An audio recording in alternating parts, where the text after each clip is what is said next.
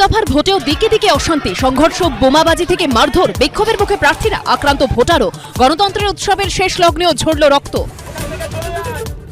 দফায় দফায় তপ্ত সন্দেশখালী, ভোটারদের বাধা, বিজেপির ওপর হামলার অভিযোগ, বচসা, ধস্তাধস্তি, লাঠিচার্জ পুলিশের। ভোটে ভয়, আপনারা চলে গেলে কি হবে? আধার সেনাকে প্রশ্ন কুলতলি সন্দেশখালীর বাসিন্দাদের। থেকে খবর পাওয়া যাচ্ছে সেখানে অশান্তি ছড়িয়েছে, সেখানে হিংসার ঘটনা। ছবিটা একবার দেখবো।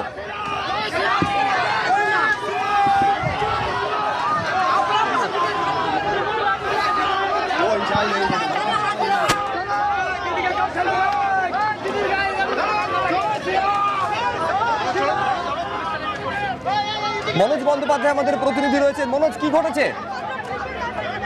দেখো, যেটা জানাচ্ছে যে এখানে সন্দেশখালী বিধানসভার 25 নম্বর যে ছয়ের বাড়ি